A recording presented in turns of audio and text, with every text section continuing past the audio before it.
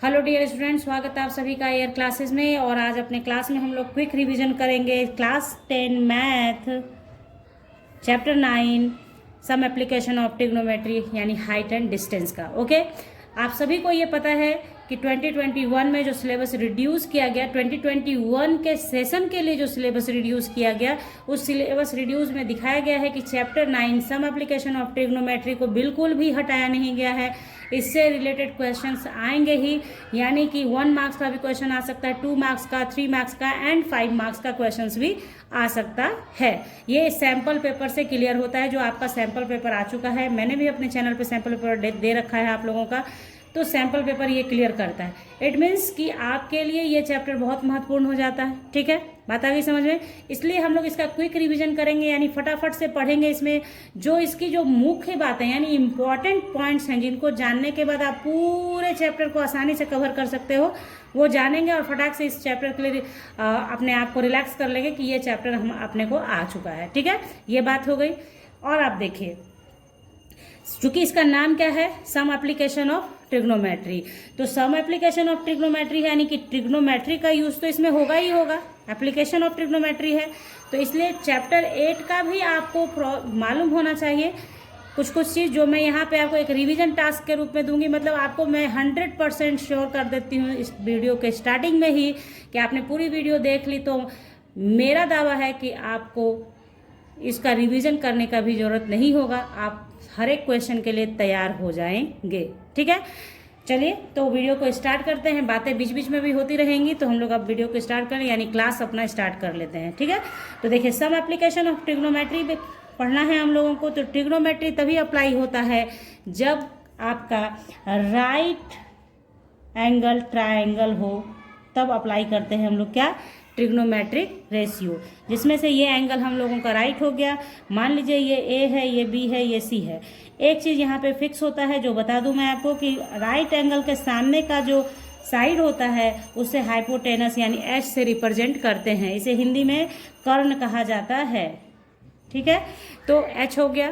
ठीक है, अब देखिए एच जो होगा, H always greater than P and B. Base और परपेंडिकुलर से हमेशा बड़ा होता है हाइपोटेनस, ये भी पहचान करने का तरीका है। ठीक है, अब देखिए यहाँ पे परपेंडिकुलर और बेस वेरिएबल होगा, इसलिए क्योंकि जब आप एंगल ऑफ ऑब्जर्वेशन जैसा होता है वैसा ही आपका परपेंडिकुलर और बेस उसके अकॉर्डिंग चेंज करता है, इसलिए उसको मैंने यहाँ पे फिक्स नहीं किया। लेकिन चूंकि हाइपोटेनस आपका फिक्स था, इसलिए इसको ध्यान रखें कि राइट एंगल के सामने जो होगा वो हाइपोटेनस होगा। ठीक है, तो ये हो गया हम लोगों का।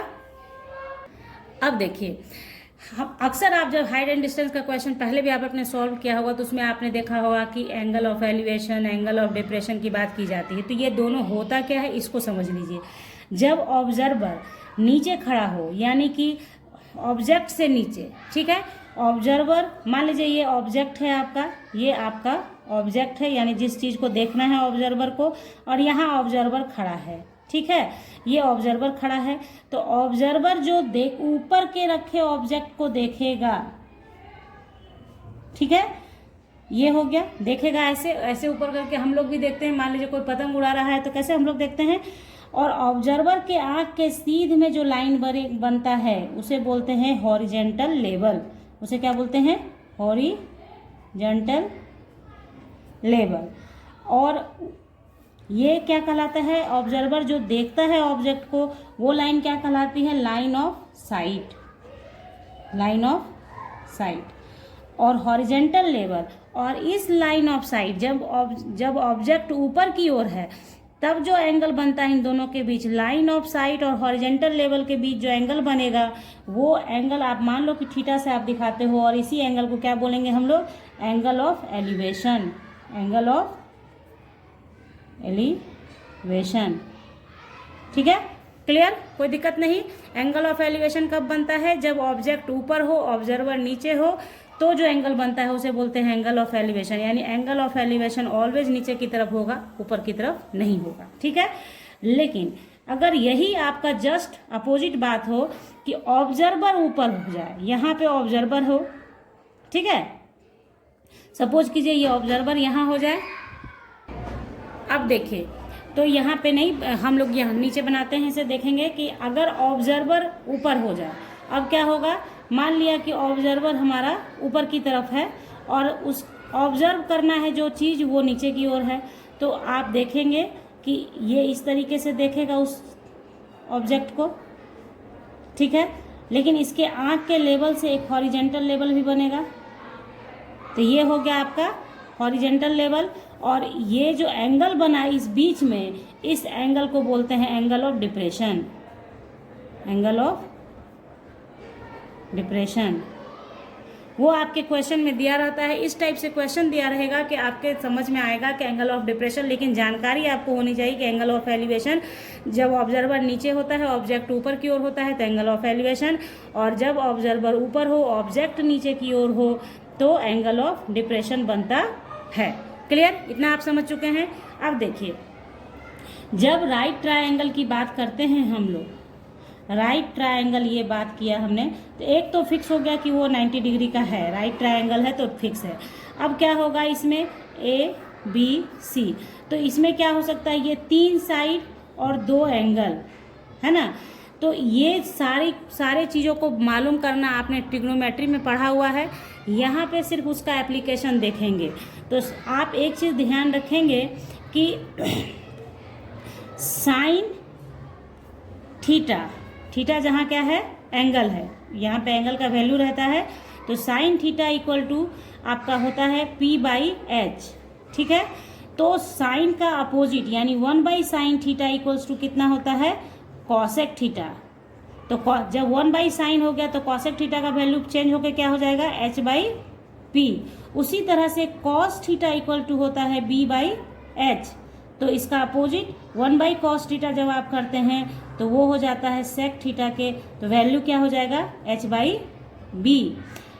टेन थीटा होता है आपका, ये सब आपको ध्यान रहेगा, आपको आता रहेगा, तभी आप सम एप्लीकेशन ऑफ ट्रिग्नोमेट्री को भी सॉल्व कर पाएंगे बच्चों। ये जो जरूरी है वही बता रही हूँ आपको, p/b होता है, और इसका अपोजिट जब आप करते हैं यानी 1/tan थीटा करते हैं तो वो हो जाता है cot थीटा, तो उसका वैल्यू भी अपोजिट हो जाएगा b/p। क्लियर, तो ये आपने जान लिया। इन्हीं 3 में से इन लोगों को जो देख रहे हैं आप, ये ट्रिग्नोमेट्रिक रेशियोज है, ये जो देख रहे हैं इसी के यूज करके आप क्या करते हैं, एंगल और साइड कुछ भी निकाल सकते हैं। वो एक क्वेश्चन हम लोग सॉल्व करेंगे, उससे हम लोग समझ जाएंगे इसे, ठीक है। तो ये 3 चीज़ आपको पता होना चाहिए कि साइन थीटा का opposite cosec theta, cos theta का अपोजिट सेक थीटा, टेन का अपोजिट कॉट होता है, sine p/h, cos b/h, tan p/b। Tan theta का फॉर्मूला एक आप ध्यान में रखिए, टेन थीटा इक्वल टू होता है क्या, साइन थीटा बटे कॉस थीटा। इसी साइन थीटा का p/h रखते हैं और कॉस थीटा का b/h, तो h कैंसिल हो गया, p/h b/h, तो h कैंसिल हो गया, p/b आ जाता है। क्लियर, यहाँ तक आप समझ चुके हैं। अब आगे देखिए, अब देखिए इसका यूज आप कैसे करेंगे। सपोज दैट कि आपको ये मान लिया कि ये राइट ट्रायंगल हो गया, ठीक है। अब ये राइट ट्रायंगल हो गया, इसमें सपोज कीजिए कि ये दिया हुआ है 15 मीटर और ये आपका एंगल ऑफ एलिवेशन 60 डिग्री दे रखा है, और आपसे कहता है कि इसका वैल्यू बताइए। कोई भी 2 वैल्यू पता होगा तब तीसरा फाइंड आउट कर पाएंगे आप। यानी जब आप सपोज ऐसे आप देखें, सिंपली साइन थीटा जब आपने लिखा तो p/b हुआ, सॉरी p/h हुआ, ठीक है।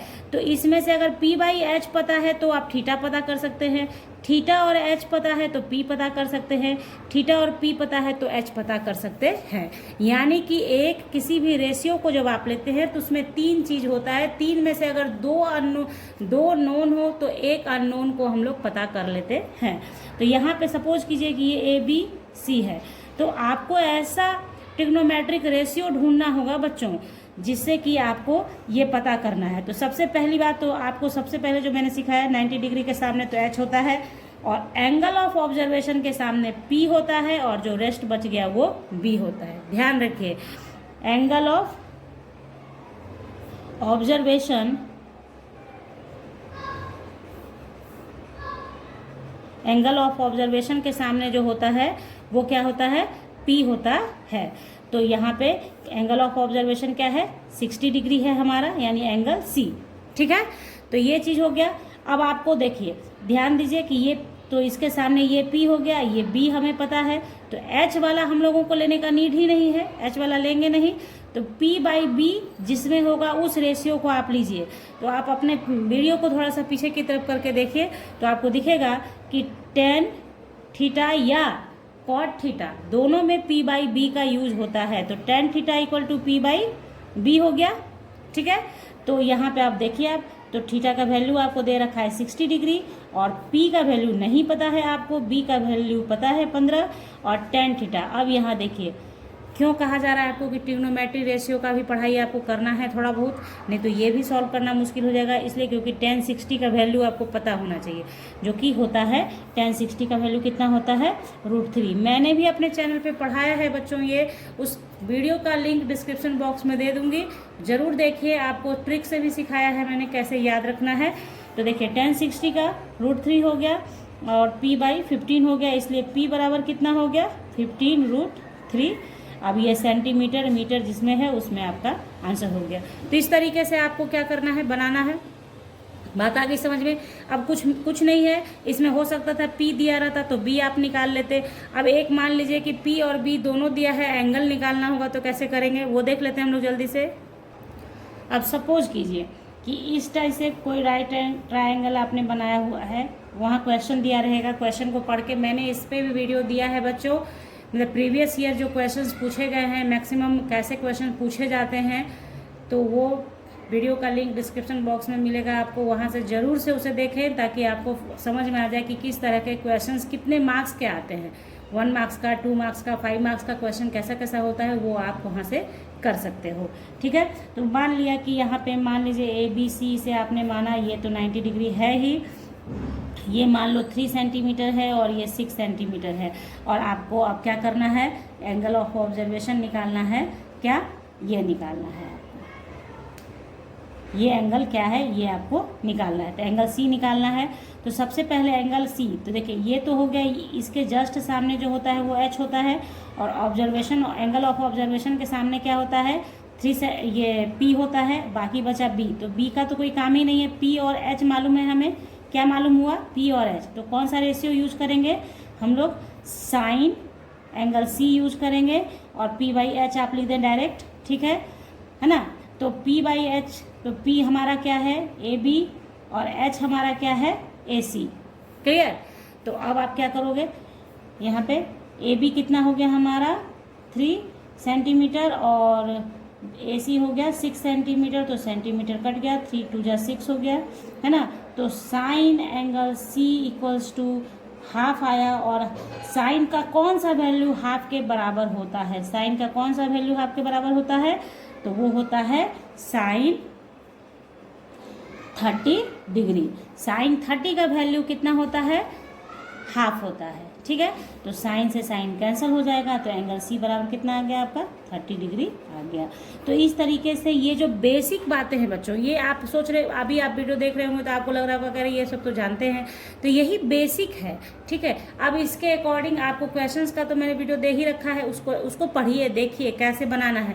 उसमें दिया रहता है कि मान लीजिए कोई मीनार खड़ी है, तो कोई आदमी मीनार से 20 मीटर दूर खड़ा है। मान लीजिए कैसे कहता है कि एक मीनार है, मीनार से 20 मीटर की दूरी पे कोई आदमी खड़ा है, ठीक है। तो ये 20 मीटर की, मीनार से 20 मीटर ऐसे हो गया, तो एंगल बनेगा, ठीक है। अब ये आदमी यहाँ खड़ा है तो एंगल ऑफ एलिवेशन ही होगा, क्योंकि आदमी यहाँ खड़ा है तो मीनार को ऐसे ही देखेगा ना, ऊपर टॉप को, तो ये एंगल ऑफ एलिवेशन हो गया। तो इस तरीके से क्या होता है, जैसे जैसे क्वेश्चन दे रखा है उसके अकॉर्डिंग आपको करना होता है। तो हाइट ऑफ मीनार निकालिए आप, ठीक है, मीनार का हाइट निकाले। ये आप मान लो कि ये 30 डिग्री आपको दे रखा है, तो ABC आप कर दिए इसको।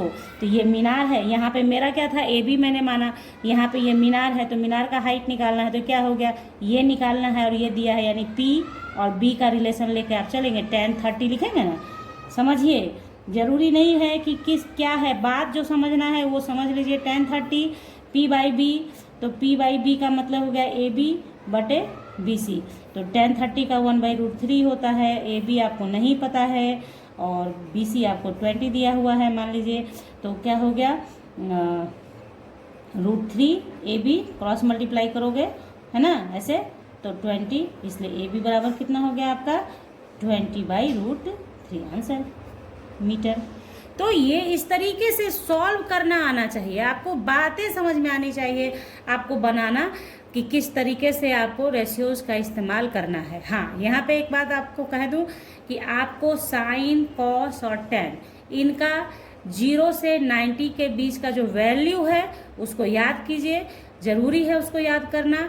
और उसका आपको उस वीडियो का लिंक मैं डिस्क्रिप्शन बॉक्स में आपको दे दूंगी जहाँ पे मैंने वैल्यू लिखाया है, ताकि आप याद कर सकें। ठीक है, तो कोई भारी काम नहीं है, ये आप कर सकते हैं। तो इस तरीके से आपने क्या किया, हाइट एंड डिस्टेंस आपने सीख लिया, एक ही शॉर्ट में आपने समझ लिया सारी बातों को और आपको करने आ गया। अगर कहीं भी कुछ भी शंका रह गया हो आपके दिल दिमाग में तो आप कमेंट सेक्शन में बताइए कि कुछ और भी सीखना है आपको, तो उस चीज़ को अगले लेक्चर में आपको तय कर दिया जाएगा, मतलब ठीक कर दिया जाएगा कि क्या प्रॉब्लम है, आपको उसको सॉर्ट आउट कर दूंगी मैं। तो चलिए, अगर अच्छा लगा हो तो लाइक कीजिएगा वीडियो को, अपने दोस्तों को भी शेयर कर लीजिए ताकि उनको भी फायदा हो जाए। मिलेंगे नेक्स्ट वीडियो में, तब तक के लिए bye, thank you, take care, have a nice day बच्चों।